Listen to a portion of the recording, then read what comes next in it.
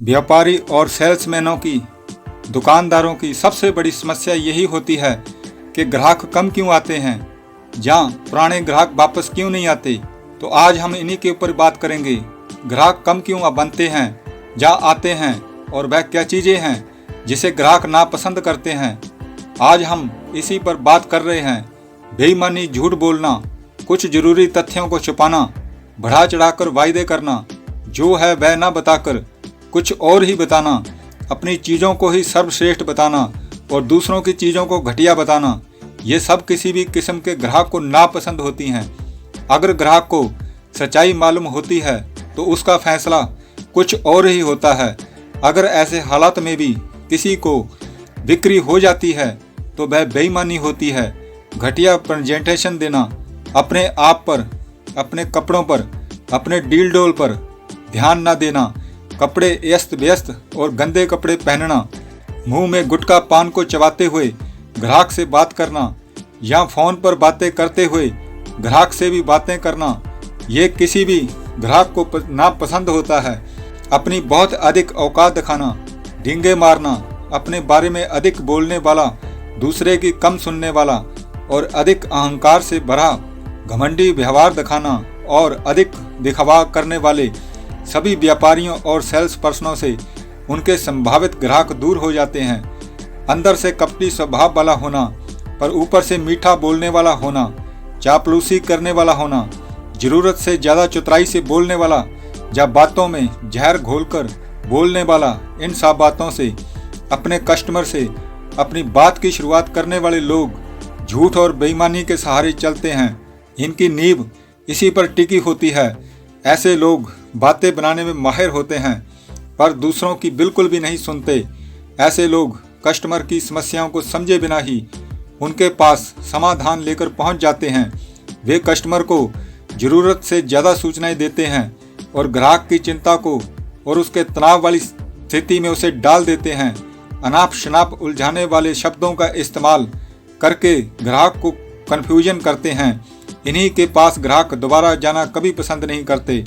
पर वहीं अच्छे प्रोफेशनल व्यापारी साधारण आम बोलचाल वाली और समझ में आने वाली भाषा का इस्तेमाल अपने कस्टमर के साथ करते हैं जो उन्हें आसानी से समझ में आ सके। पर घटिया सेल्स पर्सन और व्यापारी अपने कस्टमर पर दबाव डालने की स्थिति पैदा करते हैं और बिना किसी प्रकार की सही जानकारी के दबाव डालकर ये जताते हैं कि आपको खरीदना ही पड़ेगा। इस तरह से जोंक की तरह ग्राहक के साथ चिपक जाते हैं। इस तरह के व्यापारियों से भी ग्राहक परेशान होकर दूर भाग जाते हैं। किसी भी किस्म की स्पष्टता और पारदर्शिता की कमी और तकलीफ देने वाली सरप्राइज ग्राहक को दूर कर देती है, जबकि आकर्षक सरप्राइज उन्हें खुश कर देती है। ग्राहक दुख देने वाली बेकार सरप्राइज से नफरत करते हैं क्योंकि वे अपने को ठगा हुआ महसूस करते हैं। जब उन्हें लगता है कि सेल्स पर्सन उनसे कुछ छुपा रहा है, जहाँ उन्हें सही तथ्य या जानकारी नहीं बताई जा रही, तो सेल्स पर्सन की ईमानदारी पर उन्हें शक होने लगता है। किसी भी सेल्समैनशिप से ऊपर उठकर सही व्यवहार से ही होती है सौदेबाजी। हाँ, ये अवश्य होता है कि ग्राहक क्वालिटी उत्पाद और उसके लिए दी जाने वाली भरोसेमंद सर्विस की खोज करता रहता है। जब भी हम कंपटीशन के बारे में सोचते हैं तो पहली कौन सी चीज़ है जो हमारे दिमाग में आती है, वो ये कि हम देखना चाहते हैं कि हमारे कंपटीशन अपना माल बेचने के लिए क्या क्या करते हैं। हम ये देखना चाहते हैं कि वह किस कीमत पर बेचते हैं और ज़्यादातर लोग उनसे कम ही कीमत पर बेचने को तैयार हो जाते हैं। पर जरा सोचिए, अगर कीमत ही वह चीज़ होती जिसके आधार पर सेल्स होती तो कभी भी हमें ये समझने की जहाँ इसे सीखने की क्या ज़रूरत थी कि सेल कैसे की जाती है। एक खोजबीन के दौरान पता चला है कि ग्राहक गुणवत्ता, विश्वसनीयता और भरोसे, इन चीज़ों के लिए किसी भी प्रोडक्ट के लिए 10 से 20% एक्स्ट्रा कीमत देने के लिए तैयार हो जाते हैं।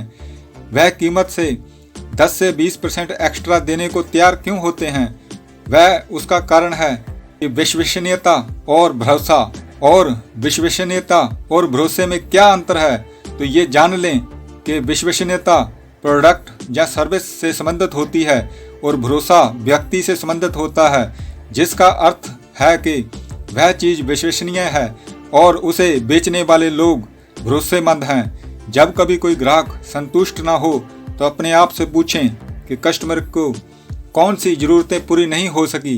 अपनी परफॉर्मेंस की छानबीन करें और पिछले लेन देन में क्या हुआ था और उससे सीखकर आप अपने अगले लेन देन और बिजनेस को पहले से अच्छा और बेहतर करके दिखाएं। किसी की समस्या को बिना समझे हुए ही उसका समाधान देना, यही असफलता की शुरुआत है। ग्राहक की ज़रूरतों को सोचें और खोजें और उन्हें समझें, क्योंकि हर एक ग्राहक विशेष और ख़ास होता है। यही सब बातें कस्टमरों की ज़रूरतों को समझकर फिर उन्हें अच्छे से प्रेजेंटेशन तैयार करके उनके सामने प्रस्तुति करने में आपकी मदद करती हैं।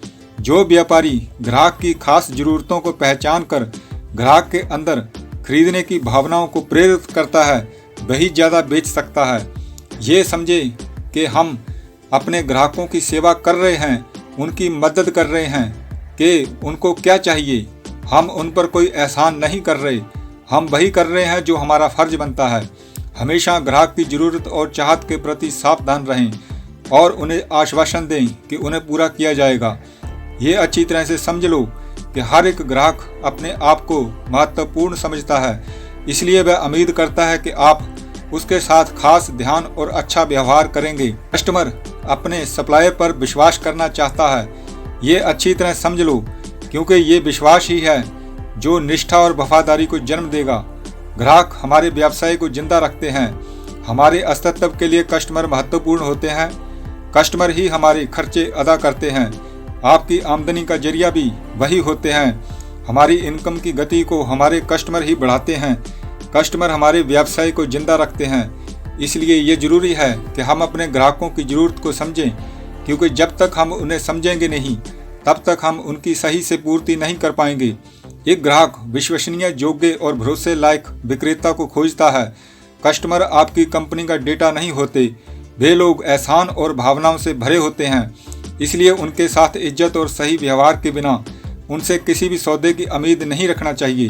ग्राहक अनुभवी और जानकार सेल्स पर्सन पर भरोसा करते हैं, जिनके पास उनके काम की जानकारी और अनुभव होता है। किसी ग्राहक को शिक्षित करना और उसे प्रोडक्ट की ज़्यादा से ज़्यादा जानकारी देना ग्राहक के भरोसे को जीतना होता है। वह इसलिए ताकि ग्राहक एक सही फैसला ले सके, और ऐसे करना किसी भी व्यापारी की काबिलियत को दर्शाता है, और यही एक प्रोफेशनल सेल्समैन की काबिलियत को दर्शाता है। अगर आप अपनी बिक्री को बढ़ाना चाहते हैं तो आपको अपने अंदर इन सभी चीज़ों और तथ्यों को अच्छे से समझना होगा। अपने कस्टमर के लिए ऐसा बनना ही होगा जैसा कि आप कहीं कोई चीज़ खरीदने जाते हैं और अपने विक्रेता से उम्मीद करते हैं कि उसे आपको कैसी सर्विस देनी चाहिए। ठीक वैसी ही सर्विस अगर आप अपने ग्राहक को देंगे तो निश्चित रूप से आपके ग्राहक बढ़ते चले जाएंगे और पुराने ग्राहक कहीं और नहीं जाएंगे।